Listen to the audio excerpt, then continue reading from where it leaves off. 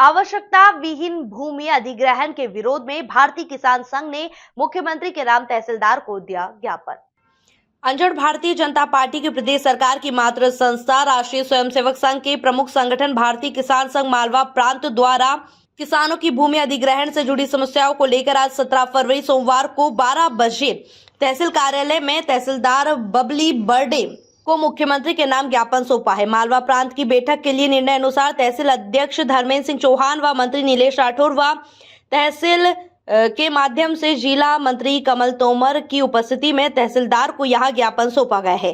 भारतीय किसान संघ का कहना है कि बिना किसी ठोस जरूरत के हो रहे भूमि अधिग्रहण से किसान परेशान हो रहे हैं। किसान संघ ने इसे आवश्यकता विहीन अनियंत्रित भूमि अधिग्रहण करार देते हुए कहा कि यहां किसानों के हितों के खिलाफ है। जिला मंत्री कमल तोमर ने इस दौरान बताया कि हमारी मांग को नहीं माना जाता है तो आगामी दिनों में बड़ा आंदोलन करेंगे। भूमि ग्रहण की प्रक्रिया अधिनियम 2013 के मूल स्वरूप अनुसार ही की जाए। विगत 12 वर्षों से जमीन की गाइडलाइन नहीं बढ़ाई गई है, अतः प्रतिवर्ष 20% के हिसाब से गाइडलाइन बढ़ाई जाए।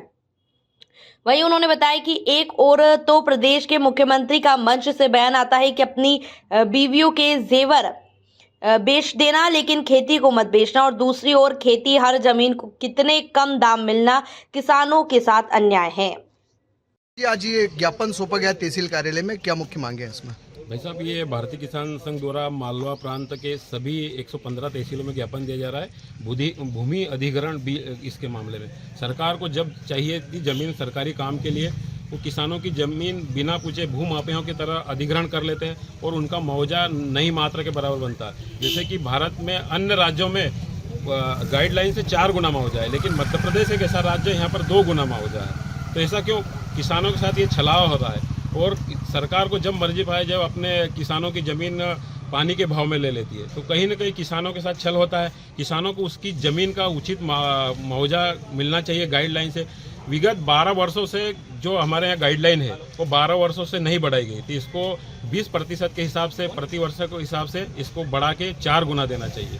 और जो 2018 में कांग्रेस सरकार थी उस समय इसका गाइडलाइन 20% कम कर दी गई थी। तो किसानों का कहीं ना कहीं छलावा हो रहा है। किसानों को उनकी भूमि अगर आज बिकती है मार्केट रेट से, अभी अपने यहाँ रोड की ज़मीन भी जा रही बाईपास में, तो कहीं ना कहीं ज़मीन की 1 लाख रुपए प्रति एकड़ के मार्केट 1 करोड़ रुपए प्रति एकड़ के मार्केट में रेट है, लेकिन इनका बहुत कम है। अगर किसान यहाँ अपनी सरकार ज़मीन लेती है तो बाहर जाके यहाँ से 100-150 किलोमीटर दूर जाके भी ज़मीन नहीं ले सकता है। तो हमारी किसानों की यही मांग है कि अगर जो गाइडलाइन को बढ़ा के 20% प्रति वर्ष के हिसाब से 12 साल से जोड़ा जाए और उसका 4 गुना मुआवजा दिया जाए। आगामी समय में क्या कार्य योजना रहेगी यदि मांगे नहीं मानी गई? हमारी अगर मांगे नहीं मानी रही तो हम प्रत्येक तहसील पे उग्र आंदोलन के लिए बाध्य होंगे। चूंकि केंद्र में और राज्य सरकार दोनों भाजपा की है और मातृ संस्था माना जाता है भारतीय किसान संघ को, तो भारतीय किसान संघ की सुनवाई नहीं हो रही है, क्या कहेंगे उसको लेकर? देखो, ये तो सरकार का मामला है, क्या है वो कहीं ना कहीं किसान को हल्के में ले रहे हो। भारतीय किसान संघ किसानों के साथ ऐसा व्यवहार बिल्कुल बर्दाश्त नहीं करेगा। किसानों को उनका अधिकार के लिए भारतीय किसान संघ खड़ा है और उनको उनका अधिकार दिला के रहेगा।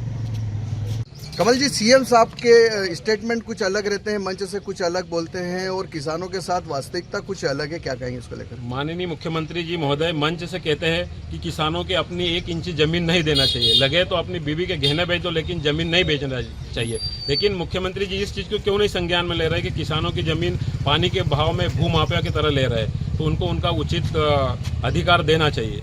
आगामी समय में क्या रहेगी आंदोलन की रूपरेखा? आगामी समय में अगर किसानों को उनका उचित 4 गुना मुआवजा नहीं दिया जाता है तो भारतीय किसान संघ प्रत्येक तहसील में उग्र आंदोलन करेगा। JTV न्यूज से जुड़े रहने के लिए हमारी खबरों को लाइक और शेयर करें, हमारे चैनल को सब्सक्राइब करें और अपडेट रहे हर छोटी बड़ी खबरों से।